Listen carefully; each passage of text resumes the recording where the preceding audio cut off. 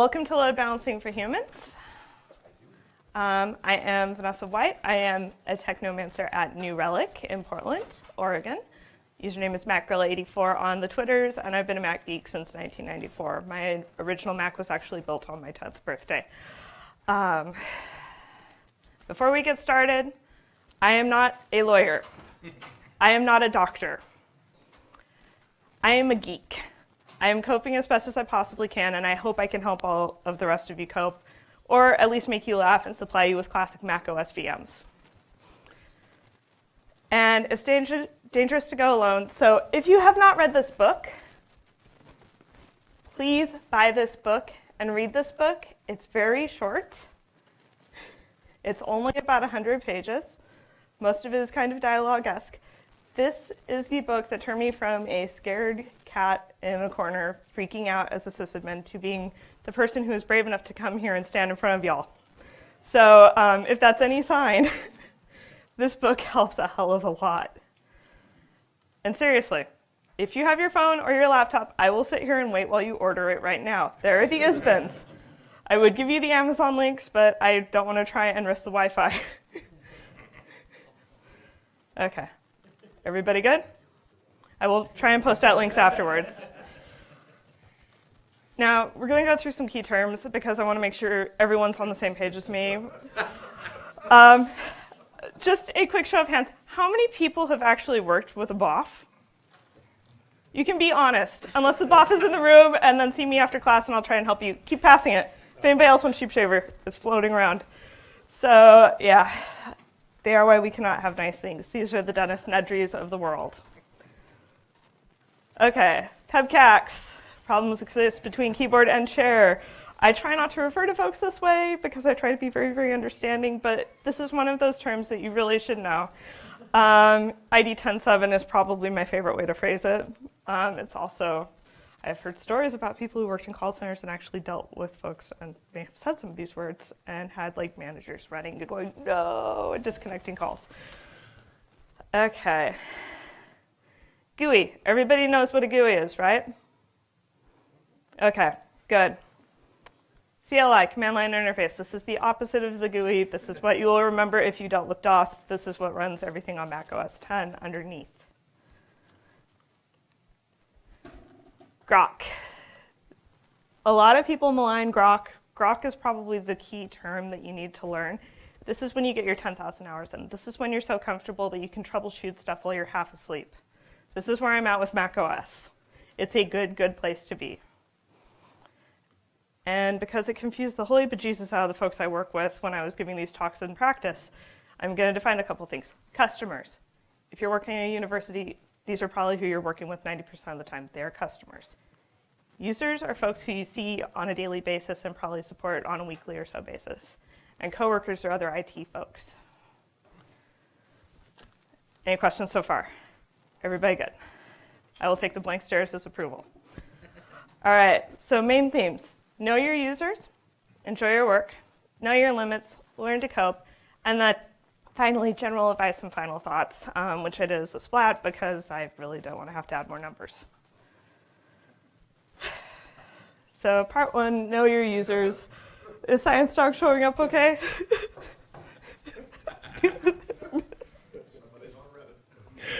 No, I mostly stuck to cheeseburger.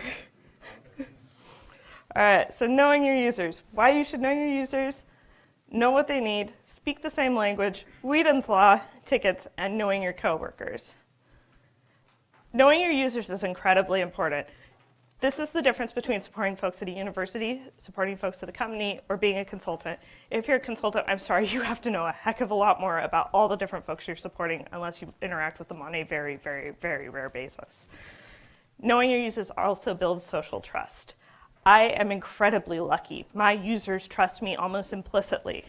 They also think I'm a god and have superpowers, which gets a little bit worrisome sometimes, but 90% of the time it's really, really handy. They know they can come to me, even when they accidentally break their operating system because they installed the wrong command line tools. Know what your users need. This makes your job easier. If you know the level of skill and comfort that they have, if you know what needs to happen, it is so much more straightforward. If you can come in and say, okay, what are you trying to do, and have them walk you through it, you will get them where they need to go faster than if they say, so I'm trying to get a doc file and send it out. Why are you trying to send a doc file? Because I need to get you the screenshot. We can find ways around that. You do not need to put the screenshots in the doc file. If you do that, I'm going to be very upset with you. So an example from my job is Homebrew. How many folks have actually heard of Homebrew? Okay, excellent. So you have some idea of what I'm dealing with. I have not found a good way to get Homebrew packaged out through Casper. So what I've been doing is I've actually been going in hand installing everything for my users. I'm hoping that by the time I get back from my vacation after MacAdmins, we will finally have a solution to this because I roped some of my engineers into helping me. So lots and lots and lots of fun. But yeah, basically every single new hire at my job needs to be set up, ready to go, able to get into the command line and start pulling stuff from our local instance of Git. For me, it takes about 15 minutes plus or minus to actually get everything configured. That's about 2 minutes of actual, real, honest-to-goodness working time. The rest of it is hurrying up and waiting. I do wish that caching server would take care of Homebrew packages, but since we're going to move it over to GitHub Enterprise, that should be taken care of very, very soon. Speaking the same language. Find a linguistic common ground. Understand what they understand, how they understand it. Be able to explain things in terms they understand. If your users are not software engineers, this means explaining, okay, hard drives are like your long-term memories. RAM is like your short-term memory. Having enough of both means everything just works. But the big trick is do not dumb things down. Dumbing things down is wrong. Who can identify what movie this is from? Okay, who can say what Scotty's saying? Yes. So, everyone, to some degree, is like Scotty trying to interact with this poor ancient Mac Plus. Understand that they will not know what you know. Understand that they don't need to learn what you know. Figure out how to get them to where they can actually go in and put in their recipe for clear aluminum on the hardware that they have available to them. A little bit sad he didn't get Magil Barrett talking back to him, but you know, such is life. Also, I really hope Paramount doesn't make us take this down. Continuing on in a Star Trek theme, who knows what Wheaton's law is? Okay, for the handful of folks who may not know what Wheaton's law is, don't be a dick. For all of those of you who worked with bastard operators from hell, you know just how hard it is to work with people who are mean. So, don't be mean. Be nice. Strive to be friendly, open, and engaging. You are not Dennis Nedry. Do not behave like Dennis Nedry. Don't even behave like Samuel L. Jackson in Jurassic Park. It's much better if you can be the little girl going, this is Unix, I know this, and then navigate through the horrible, horrible GUI interface that they gave you and get everything fixed. You are busy. This is a given. We all run around like chickens with our heads cut off at some point throughout our job. Make sure folks understand that you're just really busy and not blowing them off, even if you are actually blowing them off. It's better if they think that you aren't. So one good thing, especially if you're in a smaller, understaffed department, make sure you have established heads downtime so you can work on your projects. If you do not have established head downtime, this is when you start working more than 40 hours a week. This is when you have to come in on weekends. This is when things start getting harder and you lose your life. Tickets. Does everyone have access to a ticketing system at their work? Excellent. Good. This makes my life much, much happier. Remember, your inbox is not a ticketing system. And since everyone knows about tickets, if you haven't gone through and ever reviewed all of your back tickets, this is a really great thing to do, especially if you're trying to figure out, say, how skilled a user is. So, yes? I'm sorry, can you go back to the previous slide for just a second? I was just trying to write down the ones you had listed there. Yeah. Just in case there were any research yet, I'm putting them in place. So are you trying to do cloud-based, or do you want to do your own instance? I'm vacillating a little bit on that. Leaning more towards cloud-based. Zendesk is pretty good, unless you're in a software engineering environment. Then Jira is pretty good too. Huh? How much do they? As much as I need to.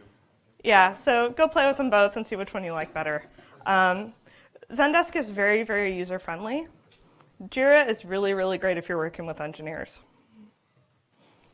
And there's probably other things out there. Just make sure that you're using it properly. At a previous job, we were using Bug Tracker as a ticketing system. Oh, no, this was Bug Tracker. Everything at that job was from like 1998 to 2003. And it had never been... we'll get to that job later in the talk. I might cry, though. I warn you that in advance. So do get your ticketing system in place. Do track things. This will give you more insight into what's actually going on at your work. And corollary, know your coworkers. Does everyone have at least one coworker? Okay, okay. All right, so for folks who don't have coworkers, that book I mentioned has some really great things about documenting your time, and if you need to justify to your managers why you need more people, this is a great place to start. If you're flying solo, best of luck. But if you do have coworkers, knowing each other's strengths and weaknesses makes everyone's lives a lot easier. The person I work with in Portland, he takes care of doing all of the account setup. I take care of doing all the hardware setup and tearing apart computers. He may also have developed slight arthritis from working at the Genius Bar too long, so I don't have that problem, and I can tear apart a MacBook Pro in about an hour. So make sure your workload is balanced between everyone. This is part of the load balancing I'm talking about. If you don't balance your workload, eventually someone's going to end up with Martyr Syndrome and probably compassion fatigue, and everyone's going to get frustrated. Make sure you shore up knowledge gaps. Hopefully, your coworkers want to learn. Sometimes they don't. That is when it gets really, really hard. So try and get them to learn. Also, make sure that other folks go through your documentation on your wiki, which hopefully you also have a wiki. We'll get into that a little bit later. Make sure everything's clear and concise and that you're actually putting up documentation and not recipes. And we'll go over that a little bit more shortly. Part 2, enjoying your work. So I'm going to go over, do you enjoy certain things? How to make your job more fun, how to challenge yourself, challenges that I've put myself through, and then, of course, documentation. So if you enjoy interacting with humans, solving puzzles, having skills beyond the kind of normal humans, and occasionally pranking people, there is a really good likelihood that IT is a great field for you. If not, seriously, consider something else. This is not a place for folks who want to stay in the mud. This is not a place for folks who don't want to solve problems. We are here to solve problems. That is our job. We get paid to play Myst. So it's going to get progressively nerdier. If you haven't kind of realized that there's a nerdy thread going through this, it's going to get worse. So ways to make things fun. Everything is a game. If you played any of the point-and-click adventure games from the 90s, that's what you're up against in real life. Hopefully you're not in a Riven level, like there is absolutely no information to get you through things. Also, if you've played any RPGs, you're leveling up your skills and you're changing classes and getting through things. So I happen to work with a ton of very, very nerdy people. And so when I need to do things, I actually will kind of game with them. So I will occasionally DM my users. This is all through our internal chat server, and it's all PC. So I need access to the company GitHub repos. Awesome, you have to complete the following quest goals. Go update your GitHub profile. Make sure your email address and full name are there. Put in a ticket with your information. I will get you access. This has actually gone a lot easier now because we have GitHub Enterprise. So you can tell that I got all of this stuff done way long ago. But still, this is one of those things. If there's something and they have to complete goals, turn it into a game for them. They will be more likely to participate unless they don't like games. And if they don't like games, I am sorry. Challenging yourself. Rolling up your sleeves, getting dirty, and doing things that you haven't done before. This is the fun part, hopefully. Hopefully you enjoy learning. You're sitting here, so I'm guessing you like to learn to some degree. So being a smart person, I get really, really ridiculously bored sometimes. And I have to go find something new to do. And in the last 5 years, these are all of the challenge projects I've completed myself that are computer related. So Sheep Shaver was the very, very first thing I did. That was when I was working at a third-party Mac shop, and I was in charge of hanging out for the FileMaker user groups after work. So I may have set it up so I could play all the classic games that I played back when I was like in middle school. Then I got a job at a university help desk, started learning the command line, got roped into learning Radmind, may it rest in peace mostly. Had to hand build Nagios because I was trapped behind a proxy. Had to rebuild a borked AFP home dir server, which if you're on the Mac Enterprise mailing list and have been hanging out on it for a couple years, you might have seen me panically saying, help, what do I do? This is broken. Coming to speak here, and then setting up bare metal vSphere Mac Minis. And after half a decade of doing this kind of stuff, I've kind of come up with a system. This works for me. Also, we're going to use the Mac Minis because that's the most recent project that I completed that wasn't this, and I didn't want to make it so meta that I was talking about talking at a talk because I was afraid that might yo-dog it a little bit too hard.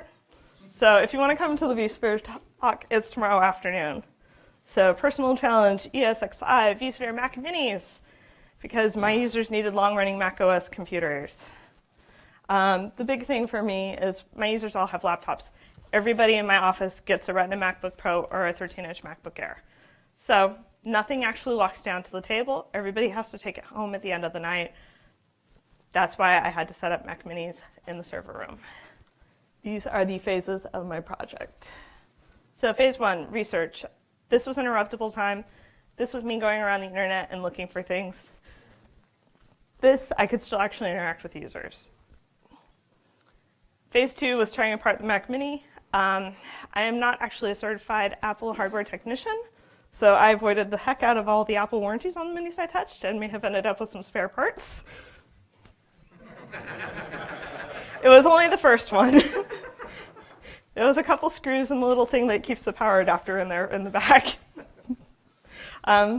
Surprisingly quick. If you're using GSX or iFixit documentation, it's pretty good. Phase 3, software setup. This was a day of me putting on my headphones, hunkering down, and just hauling butt through things. I ran into some very major road bumps. I did not realize how much fun I would have hanging out with the pink screen of death. There will be more trials and tribulations about the pink screen of death tomorrow if you want to hear about that. This is the only day I ever really, honest to goodness, blew off my users. I felt like a jerk. People tried to come up and talk to me, and I just...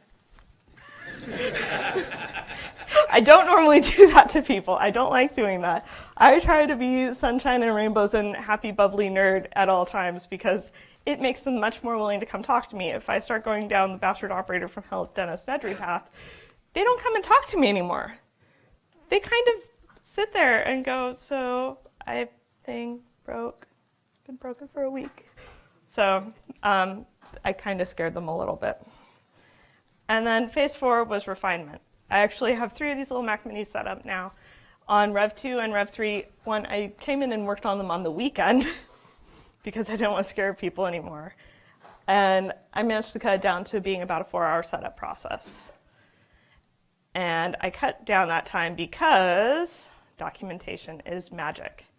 Everything I did was documented. Every single web link I visited in getting this set up, I saved. I had a document on my wiki open and documented every single step in this process, and then redocumented it and documented it again. So, document as you go. If you're doing this once, there is a high likelihood you will do it again. Even if you find the very best documentation on the internet, have a local copy. You can never be sure what will happen. You can never be 100% sure that the Wayback Machine will have it 6 months later, and it probably won't have the pictures if you're trying to rely on the Wayback Machine. So make sure you document things and document them fully. Do not do a recipe. For those of you who don't know, a recipe is when you just have ... do thing, move thing, flip dip switches, set IP address, use zterm. Can anyone figure out what on earth I was talking about there? That was programming serial adapters for Wi-Fi for CNC machines. That was almost verbatim documentation that I got from a BOf. Yes. So the other fun thing is put yourself into your documentation. It can be human. If there's no humanity in your documentation, you're probably writing a man page, and I'm really sorry. But even man pages can have a sense of humor. So I was researching PMSet because I was having sleep-wake issues on some of my users' computers.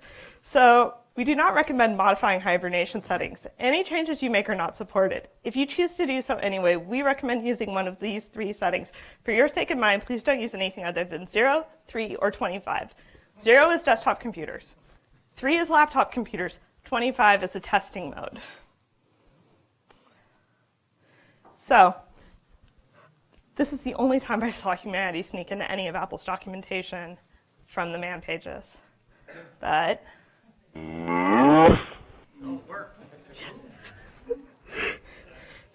yeah, so everyone can tell that that's Claris, right? Yes, so Macintosh TechNote 31, the dog cow. This is the creme de la creme of humanity in documentation. It's also the creme de la creme of being a goofball with your documentation.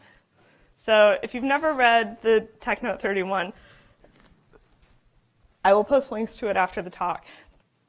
This is the Apple that I fell in love with as a small child. This is the goofiness that led to me being here. It may also have led to one of the original Macintosh team giving me a dog cow mouse pad with the original information on it. And yeah, it's kind of insanely awesome. So too long, didn't read. Documentation is good. There is no such thing as bad documentation. You can have outdated documentation. You can have obsolete documentation.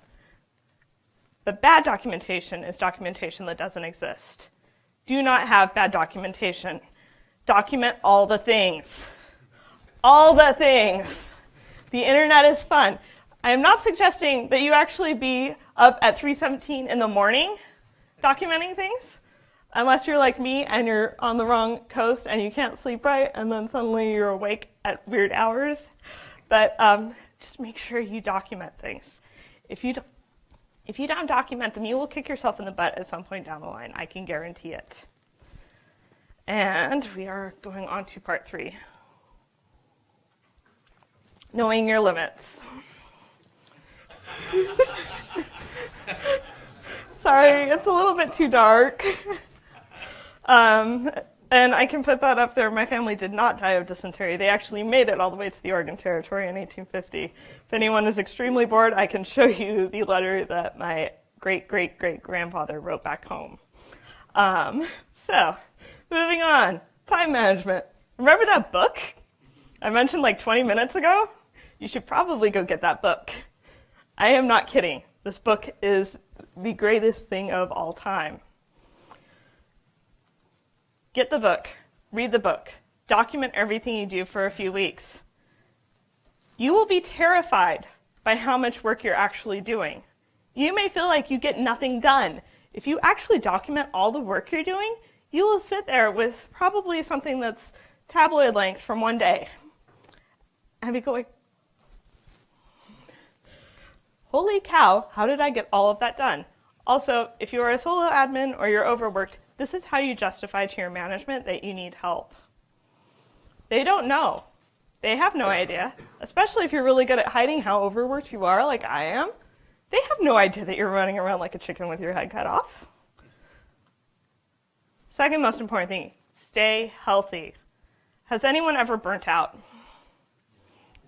Okay, so you know the stress, burnout, illness cycle. I figured this out for myself when I was in college because like clockwork, dead week, I would drop dead. So, get enough sleep, go see your doctor, possibly evaluate your diet. Operating on Skittles and Dr. Pepper or Mountain Dew and various other sugary substances, not the very best way to survive. It may be delicious now, but it's not very good. You can do it in moderation, but not all the time. And now, burnout, because this is the thing that you will fight with the most. It's not about how smart you are. It's about how quickly you burn out. So, know your personal burnout signs. If you're getting tired, if you're grumpy, if you're snapping at people, these are really good signs that you're starting to burn out. Know how you burn out so you can counteract it. If you're lucky and you've got relatively friendly managers and coworkers, talk with them about it. Talk with your friends and family. All of these people will be able to tell that you're burning out before you. They will see it. When I was giving this practice talk to some of my friends from the other Portland State, well, from Portland State, not Penn State, they're like, suddenly we realized why you disappeared. That's why you were in the IRC for months and months and months. So, had they but known, they could have helped me with my burnout action plan. So figure out how long it takes for you to burn out under normal circumstances. Get a plan set up so that you can reverse your burnout. Figure out how you get back to your zen. Extract yourself from stressful situations and try to burn out gracefully. I've spent too much time in the command line, so Apache's TTLK graceful will very gently shut down Apache and then very sweetly bring it back up and everything will just work. Kill9 just kills it with fire. That's the equivalent of nuke and pave. Don't nuke and pave yourself. Don't kernel panic. And using an example, Burnout and Me.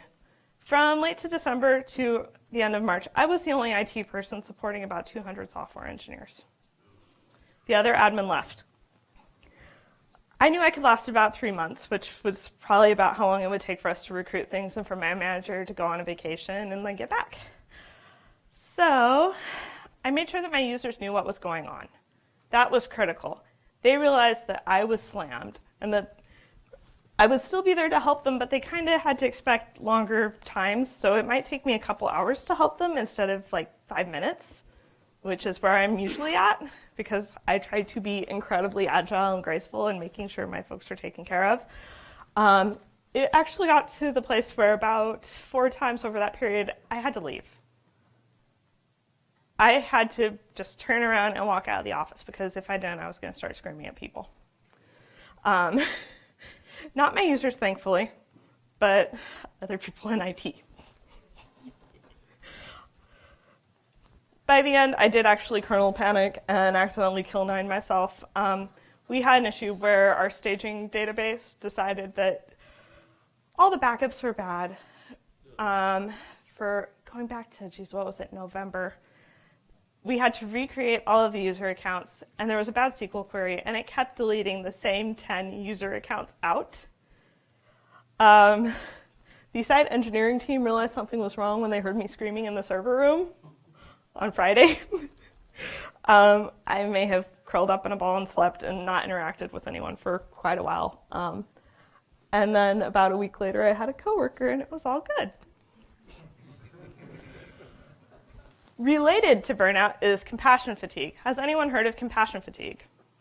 Okay, this is something that normally impacts doctors and nurses and other folks like that.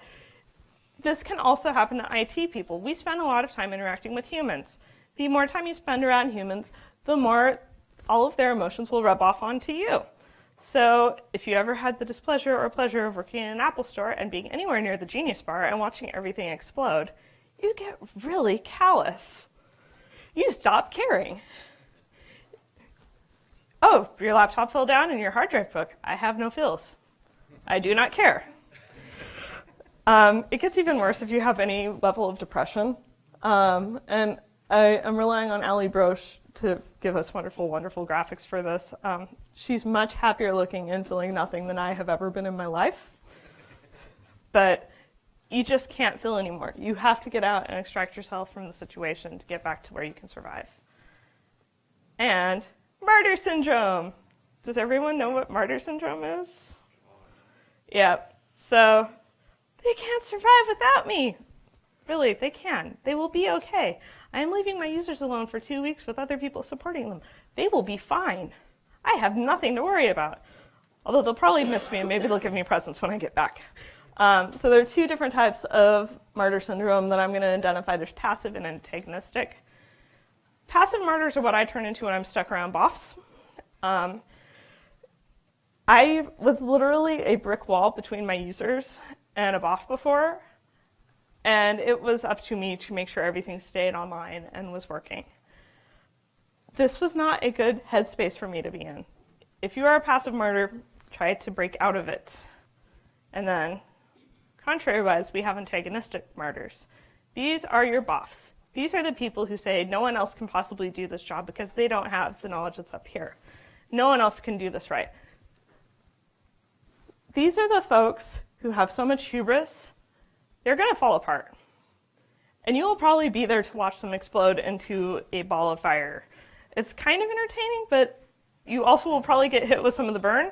So be very, very careful. You are not a martyr. I will say this again. You are not martyrs. Our job is to go support people. We get paid for X number of hours a week, or if we're on call, we get paid so much money to be available to them outside of those hours. Do not sacrifice things for the people you support or who you work for. They won't care. They will tread all over you. Even the nicest, sweetest, kindest user will tread all over you. If you give a mouse a cookie, I think we all know where that one goes. If you are going to sacrifice things, I highly recommend getting into Discordianism. It's a really great way to punk people. If you just leave like a small pile of paper clips on someone's desk, they will be very, very, very confused. It's very, very entertaining.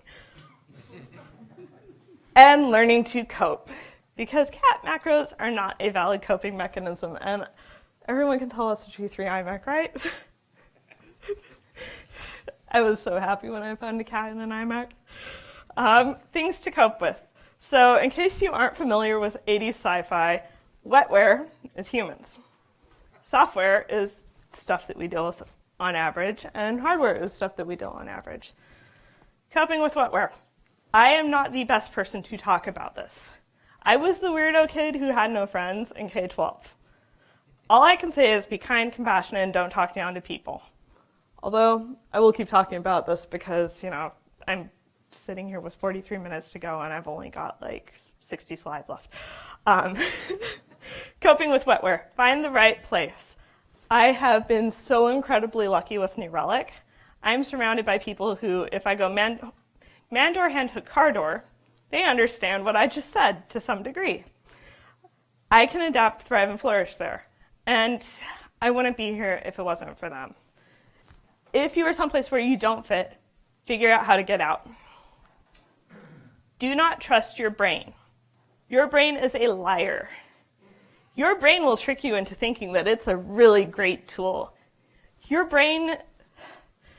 Okay, how many times have you had your brain go, I totally know the name of this song, and then it takes 6 hours for it to populate it back to you? That is your brain. Your brain cannot compete with Google. Your brain cannot compete with your wiki. Make sure you get everything written down. Make sure you get stuff into your calendar. Your brain will suck up to you and try to make you feel like it's okay. Don't trust it. Your brain is like the Blurch from the Oatmeal comics. Do not trust it. Fungibility. So for those of you who are not philosophy majors at some point, fungibility is how easily replaceable you are. This is usually used in terms of like, I can take this laptop, throw it out a window, I can go get a new one, like that pretty much. Humans are not fungible. The only people who can replace you are probably sitting in this room or other rooms at this conference. The way you make sure you aren't fungible is make sure you can interact and integrate with the people you're supporting. It doesn't matter how smart you are. If you aren't fun to hang out with, if you're not good with interacting with people, they aren't going to want you to hang out. So be part of the team, integrate yourself in, be so critical that they notice when you're gone. But do not be a martyr. Coping with stress. Above all else, stress is what's going to get you in the end. Find ways to relieve stress. The things that work for me will probably not work for you. So figure out what it is for you. And yes, it's lots and lots of fun to go mudding in my Jeep. You may not have places to go mudding, you may not have a Jeep, so that won't really help you too much. The other thing I can really, truly 100% advise on in Wetware is BOfHs. You may have noticed how they've been a current theme through this. BOfHs may have been human. I have no complete proof. I have not actually seen a BOfH reform and turn back into a human yet. So I'm not sure if it's like vampires and you just have to take them through the heart. But what I can say is Run away. You will not change the BOf. You will not help the BOf recover. The best thing to do, unless you really want to stick it out and make it all the way through the time of dealing with the BOf, is run away. If you are not sure how to identify a BOf, they will snap at people. They will be so sarcastic that they will make people cry. They won't write recipes. They give you recipes. You do not get documentation, and they're probably an antagonistic martyr. A BOf is like playing Minesweeper, except you don't get the cute little numbers. And you have no idea when you're actually going to hit a bomb. If you're like me, I had the worst luck when I tried to play with the PCs at school, and I would always click on the bomb to start my game of Minesweeper. They also would occasionally just crash. I blame my reality distortion field. But coping with BOfs, if you cannot run away, limit your contact. If they're making your workplace hostile, talk to someone in HR, talk to your manager, unless they are your manager, and then be very, very, very careful. Do not engage with them in anything negative. Be as much sunshine and rainbows as you possibly can. If this means being someone who you aren't, do that if you absolutely need the job. Just go watch a couple episodes of My Little Pony and try and interact with them on that level. Sing smile, smile, smile at them. I don't care. If they are your coworker, try to help them relax. This may not work. This may turn around and backfire in your face and be terrible. But they're usually so far gone by the time that they're picking on you that they will be gone sooner or later, unless they're really, really good friends with the management. And sometimes we slip to the dark side. So you may start turning into a BOf. You may not realize it. Take advantage of this to figure out if you're starting to BOf. Find ways to de-stress. If listening to Happy works, then it's totally fine. But figure out how to de-stress. Figure out how to line your workload. At several jobs, I have actually gone to the place where the folks in charge of me understand I will just hit my upper limit and I have to go and leave for a little bit. And I may not seem like much of a BOf, but I almost turned into one. So, Christmas 2012, 8 p.m. Pacific Standard Time. Can anyone guess what this is? Yes, it is a silverfish. What is the silverfish holding? Yes, so this is a Microsoft silverfish. This is how I almost turned into a bastard operator from hell. The following is a slightly obfuscated chat transcript that I had over iMessage. Oops. Oh, hey, happy Christmas. So I want to watch Netflix on my company-issued laptop, and I need to install Microsoft Silverfish. Ducking autocorrect turned it into Silverfish. I shit you not. At this point, my options were either interact with this user or continue watching Chopped when they were talking about goat brains. The Silverfish was slightly preferable to goat brains. Have you tried installing the software? Oh yeah, it isn't working. It won't let me install. Yeah, I know. I actually know it won't let you install because I went to Etsy Auth, and all I gave you access to was LPadmin and Apple software updates. I was told to make sure that this person couldn't actually install things on their computer. They were that paranoid about this person installing things or getting phished. So I can't access your computer remotely because you're at home. I'll reach out to my supervisor, who's the VP of the company and also the head of HR, and see if you're allowed to have this installed. Can everyone read this slide so I don't actually have to read it to you? No, please don't bother them until the holiday is over. Yeah. I was the senior IT person at this company at this point. Okay, I've emailed your supervisor, or my supervisor. I'll let you know what I find out. Technically, my supervisor was also his supervisor, so that was great. At this point, I decided I needed a new job. Within 3 months, I found one. It is never as bleak as you think, so you can definitely find a way to get out. That was the grumpiest Christmas I have ever had in my entire life.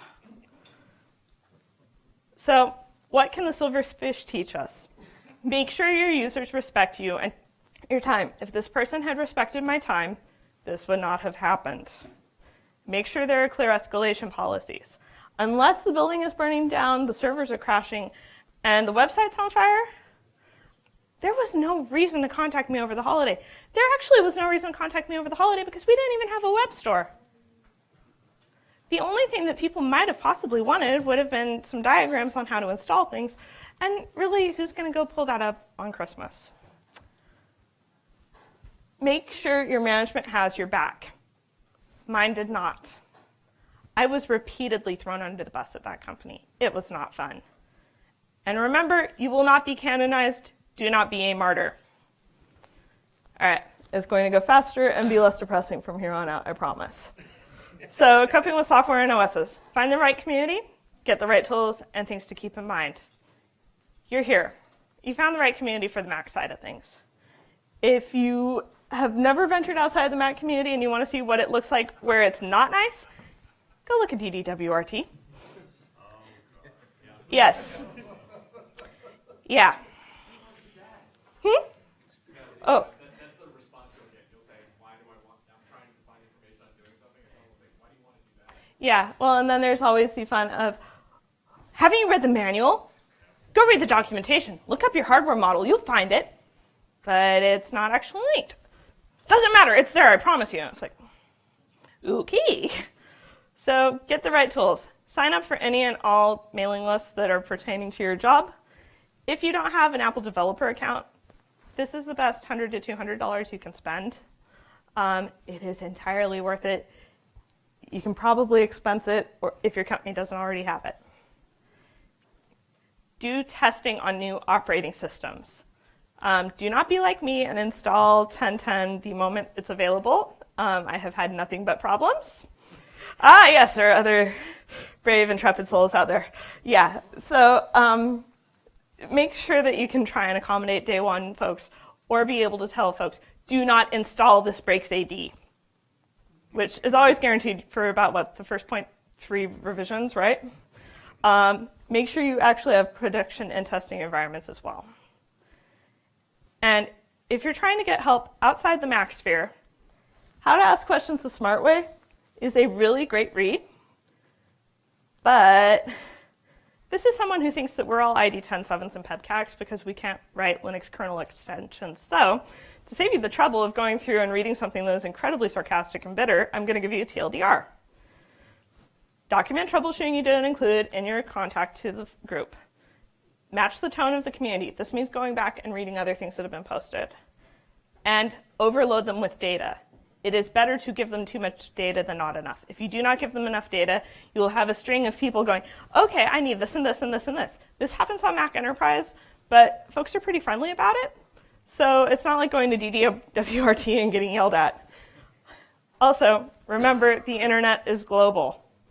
You are going to be interacting with people who are English as a second language.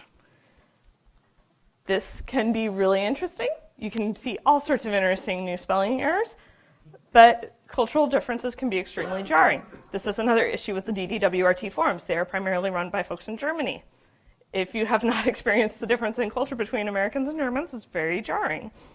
So if you know what you're getting into when you go in, it's a lot easier to deal with. So give folks the benefit of the doubt because you never know when you're dealing with someone who English isn't their first language. Hardware issues. Macs. If you don't have GSX access, either get GSX or be best friends with your local Apple store. Whatever works out best for you. I would say third-party shops, but does anyone still even have third-party shops in their town? Okay. So if you've got them around still and they're good, awesome. Everything fell apart in Portland, so we don't really have those options anymore. Servers, if you don't have service contracts with the folks who provide you with servers, I'm not talking about Xserves here, this is talking about Dells and HPs and other things, get a service contract. It is much easier to call someone out in a 4-hour window to get things fixed than it is to try and have all the parts on hand. Printers. If you have big, fancy, expensive printers, either lease them and get support included or get a support contract. It is so much easier to call Xerox and be help thing broke and have them come out and repair your printer. You also don't end up covered in toner in a variety of interesting colors and possibly cat fur. There were office cats at a job I had. It was interesting. They may have used one of the printers to get all the cat litter out of their feet, which is great. Anything else? Either buy for quality or buy for use of replacement. This is a place where fungibility is great. And now, general advice and final thoughts.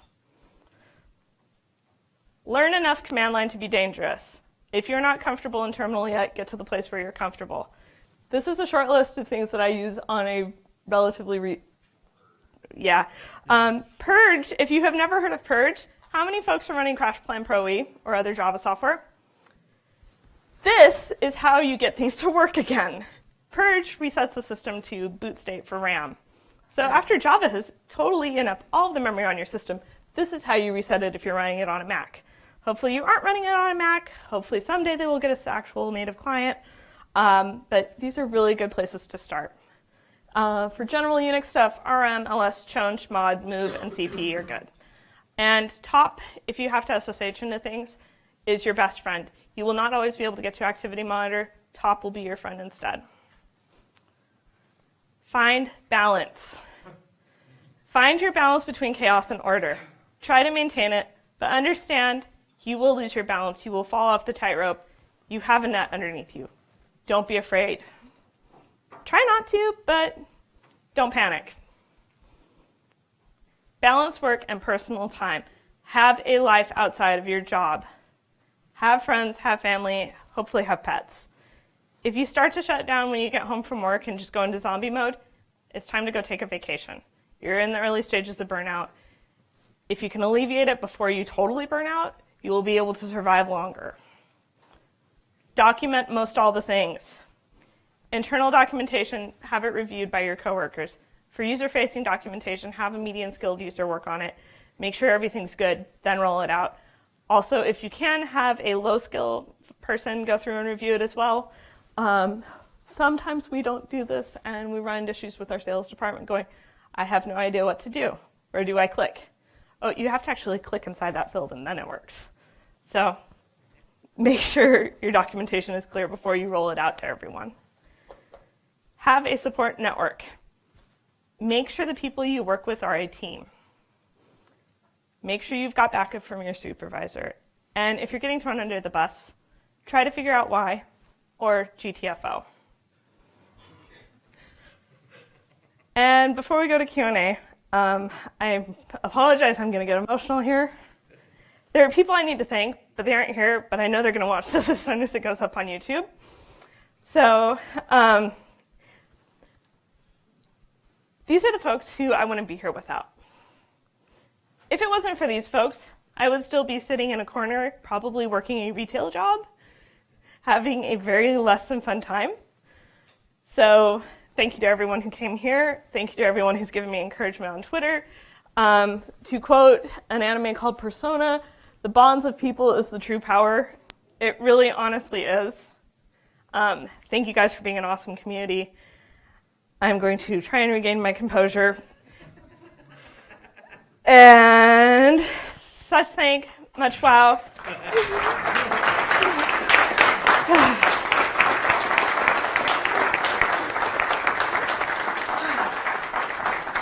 Okay. And if folks want, I will boot up Sheep Shaver and share the glory of SimFarm music with you now. Also, ignore the dark mode. I'm really sorry. Oh, I need to go into this and turn on mirroring.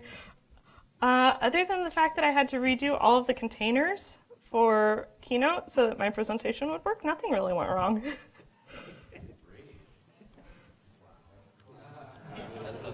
Yeah.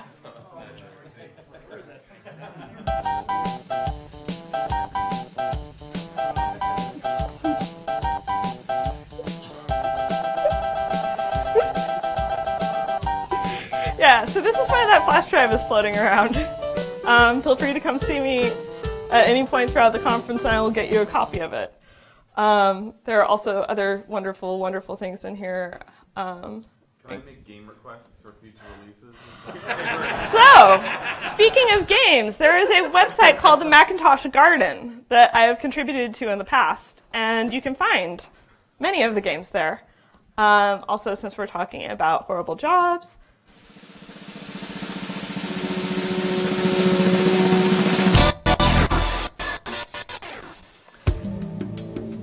this is actually the version of Tetris that was in Office Space.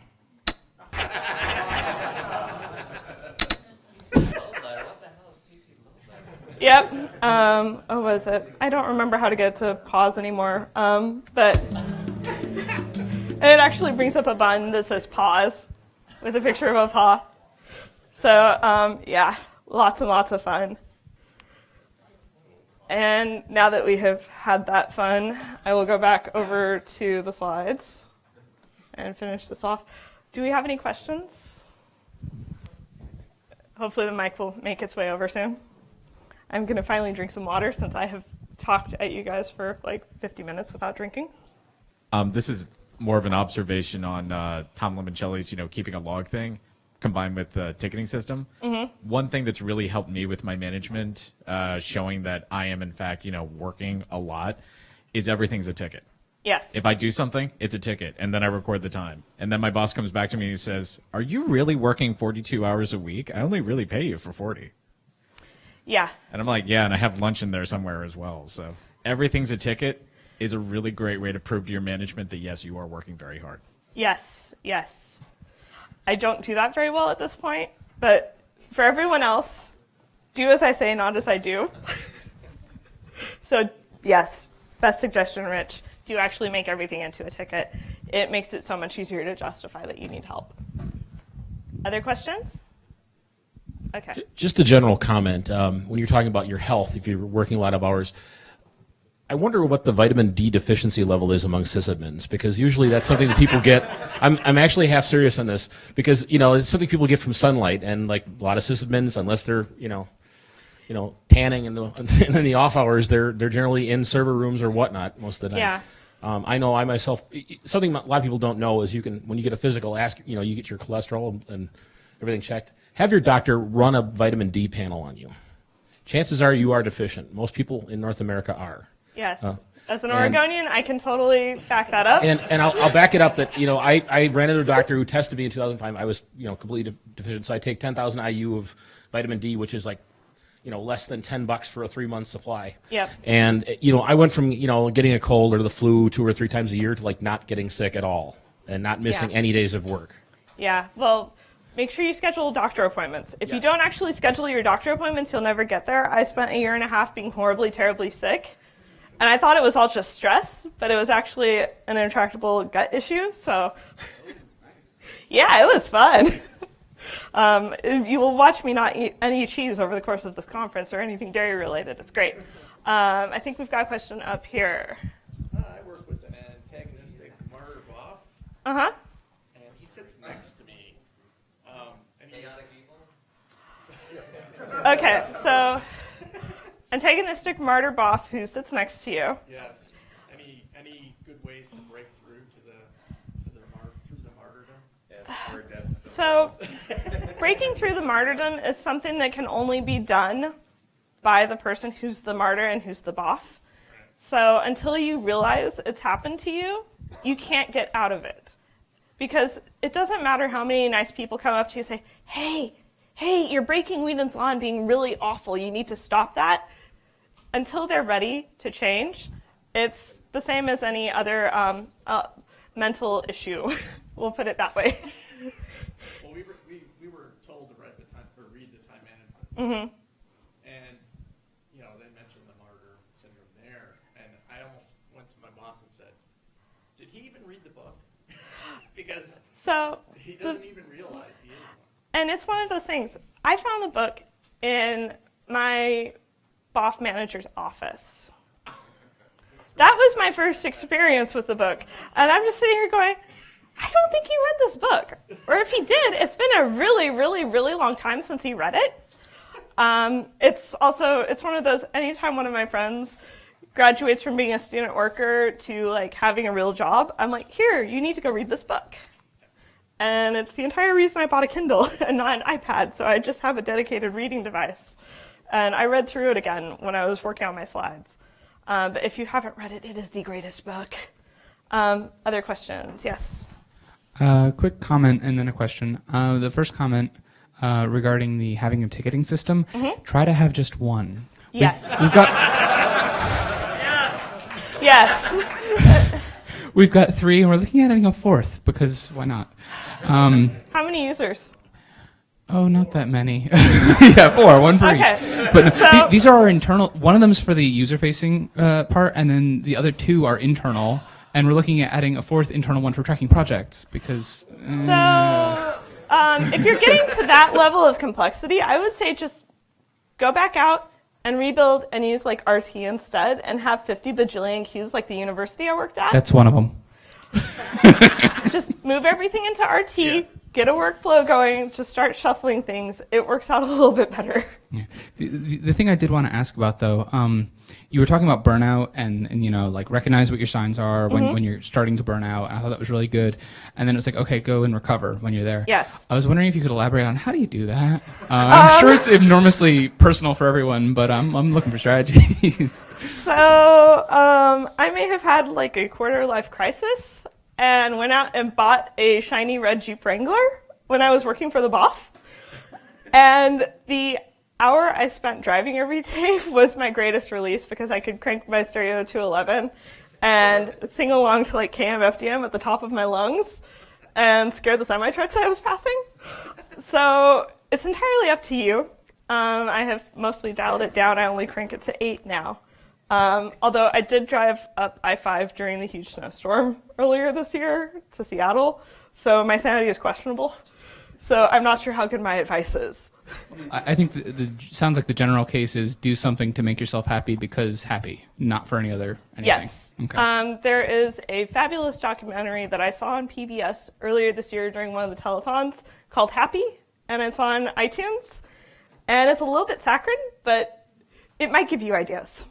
So, yeah, I think it's like $10, so it can't hurt anything. I think you'll end up probably spending about $20 after my talk getting the book, and maybe that. So, other questions? Oh, yeah.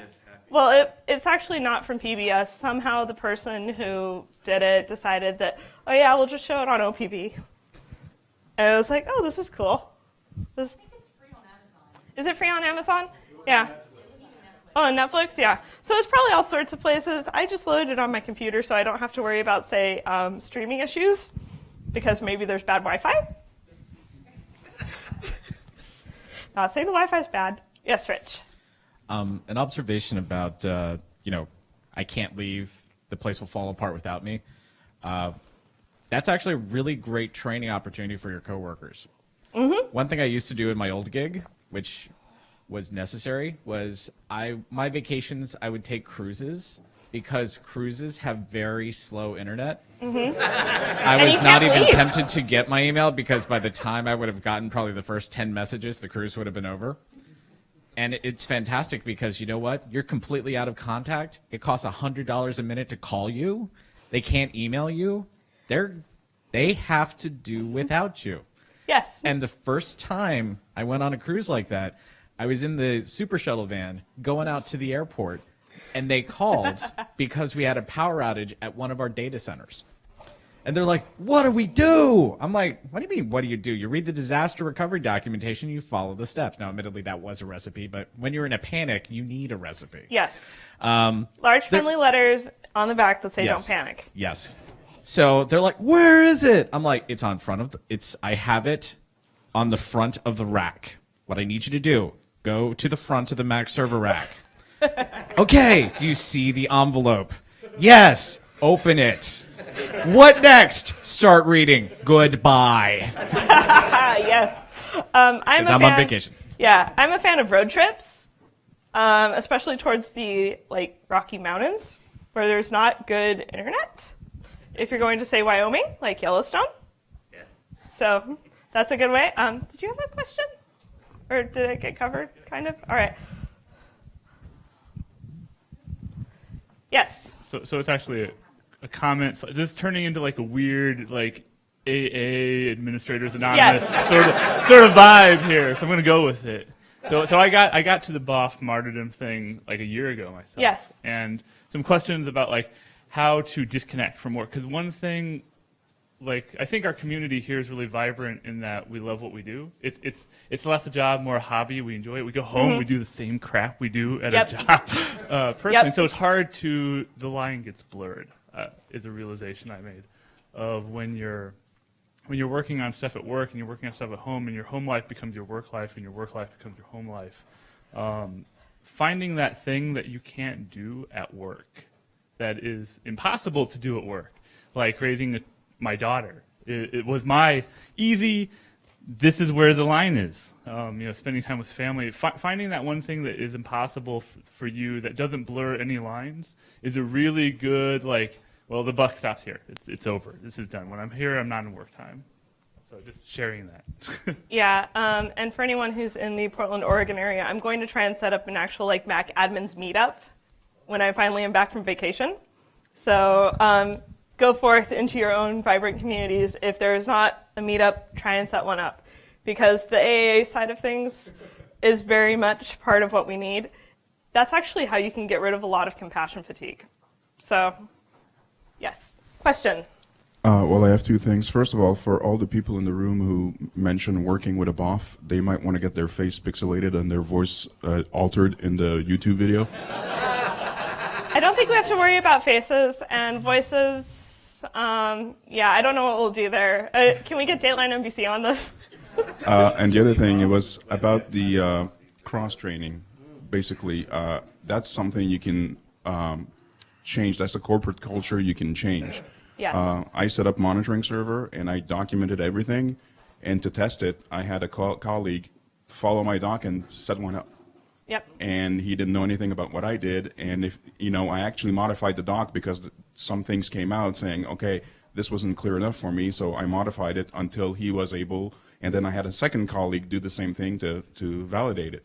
Once you get this rolled out into your company, and it's something that happens, and you push this, then your BOFs kind of stand alone because they tend to hoard. They believe in job security through obscurity. And so hoarding, if you definitely push this corporate culture and you get it ingrained in your company, they will get pushed to the side. They usually can see when the wind starts to change, and if they're relatively savvy, they can try to escape.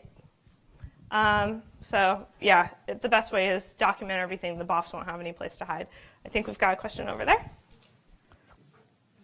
Sorry, I should be pointing like this and not with my finger. I know that's wrong. What about like the reverse of a BOF? I work in a great company where we get to do whatever we want, so it's always fun. We work crazy hours because it's fun and challenging. But Stop doing that. Work 40 hours a week. But we have a coworker. Seriously, as soon as he comes in, he just turns on his laptop. He's like, "I'm tired, guys," and that just kills the mood for everybody. I have one of those too. Thankfully, the person is in the same office as me. So just try to be upbeat and push the negativity out, push the downer out. The more you can push it away, the better it helps. I usually find I'm tired to mean I'm actually really horribly hungover. That is not a conversation that you can lightly have with coworkers. If anyone is very, very well bonded to this person, that might be something they want to talk about with them. It's hard. It's just really hard. Actually, I have the 5-gallon water jug, and anyone who says, well, this is how you know it's done here, they got to put $1 in the 5 gallon. So, like, there's ways to kind of steer behavior to say, I don't think I need a microphone. Hopefully, we'll see. It's not for you. So you said 5-gallon water jug, and I'm like, are we just going to make them get water poisoning? Because that might be better. Here, drink all of this. You have 5 hours. There's ways to steer behavior that as long as management's kind of on board that you're influencing better practices or just like better ideas about how you want to move forward, people can get on board. Yeah, that's a conversation I would love to have not in this room, not being recorded, just for, I want plausible deniability of anything that I say here. Yes, perhaps with several beers or some tequila. Next question. Yes. So what would you recommend for someone like me who's all alone in the world as far as coworkers go? I'm by myself. Document the hell out of everything you're doing. Just seriously, go get the book. There's a thing called the cycle in the book. Just absorb that into you. Be a sponge. Try to learn it through osmosis as much as you can, and just do it, and do it, and do it, and do it to the place where it's second nature. When you've got like a month's worth of work, and you can take it to whoever else you're working with, and you can say, here, look, I worked 80 hours and had 3 on-call events when I was asleep. You need to get me a coworker or an intern or something. I need another warm body sitting here to act as a shield. Because having a shield helps a ton. If you can put someone in front of you who's like tier 1 and can take care of all the really simple stuff, and then things get passed up, if you're on the higher end of tech, it's so much easier. And then you can have them be your Padawan apprentice and train them in the dark arts of command line and things. Well, yeah, like for instance, while I'm here right now, there's literally no one back with my company who has access to do things because I'm the only person in the IT department. Oh God. So like, how many people? It's like 50 people. It's not that many, but still. Yeah. Getting it to the place where you can walk through like a regular human to say rebooting servers is a really good thing if you're in that position. So someone who you're kind of friends with, who maybe like knows enough that you can tell them click versus double click, and they understand what you're saying and understands what it means to scroll. I'm assuming low level of user knowledge, but find someone who you can give documentation to. Like super straightforward disaster recovery documentation. That's the next best thing to do. And we've got more questions. I'm in that same situation. I'm a one-person, 50 yes. users, and we have a great partner. They used to be a long-standing back shop in Minneapolis. Mm-hmm. Now they've closed, but they've gone off on their own. We have, I totally trust them to have all my documentation. Yeah. If you can find a consultant resource, that might be a good solution until you get big enough. Honestly, you really should have the same number of people supporting folks as you do teachers to like K-12 education. So you shouldn't be supporting more than 30 people as one person. We can get away with supporting massive numbers of folks because everyone here probably wears at least 5 hats.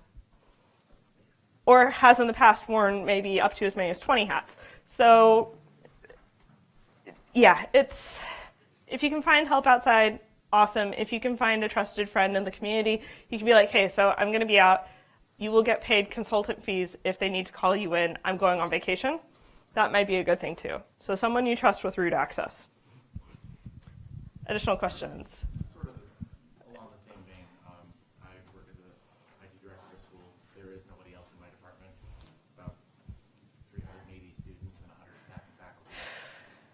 So I have a separate Google Apps account set up that nobody logs into. It's sealed in an envelope, and I'm good friends with folks at other schools in the area. Yep. So the jerk didn't decide to come to the conference with me. Oh, well, hey, be nice. We're all friends here. We may not know each other's names outside of Twitter, but we're all friends. Yeah, do have someone in the community who you can call on. You've got to know folks. Yes, question in the back. Yeah, well, I have a suggestion for eliminating those tickets that are, could be done by tier 1. When I was working at a school board, our clients were the teachers, and I wanted our ticketing system to put a category for the problem was between the screen and the keyboard. Mm-hmm. And my bosses said, you'll never sell this to the users. And I had a user meeting with them, and I said, listen, you had computers thrown at you, you never got training. It's normal that there's stuff you don't know how to do.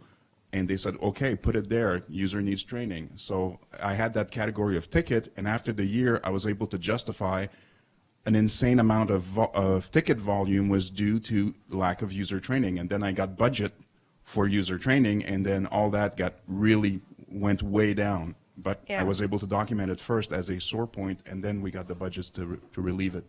Yeah, so this is one of those things, document stuff. The more you document, the better your justification for the help you need. Do you have any more questions? We've still got 5 minutes. Yes? Best thing about a BOF is when you replace one? The best thing about a BOF is when you get to remove all of their access to systems. It's just been, oh, hey, my necklace fell off. That's cool. I have a ridiculous power bed necklace. It's supposed to light up, but it's apparently breaking. So that's great. So 2 years ago, about less than a week ago was the day that the BOF I was working for at my last company left. It was a day of celebration. It was also a day when the person who I basically shanghaied from the university to come help me, who was an unpaid student worker and then got to get paid money to be a sysadmin, got trapped by the BOF for about 6 hours. And the BOF proceeded to say all sorts of things about me that were very, very entertaining to hear from my friend. But getting to remove all of their accounts, getting to shut everything down, getting to change out all their passwords, it's a glorious feeling. It's the most vindicating thing you will ever do in your life. I'm not saying go work with a BOF just so you can feel that, but the righteousness that comes out of that is so good. But the users also really appreciate the change. It takes a long time for the users to recover, though. Yeah, I guess They still act like scared dogs for a while, so... they were just like... Oh, you're dancing in the street. Dead, yeah. Ding dong, the witch is dead. Do, do, do, do, do, do, do. Yeah, they didn't quite do that at my last company because they were afraid that we'd do the same thing. We didn't, but it was interesting. Any other questions? Yeah. Shall I release everyone to lunch early?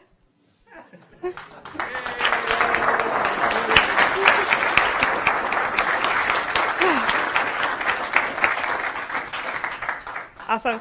Thank you.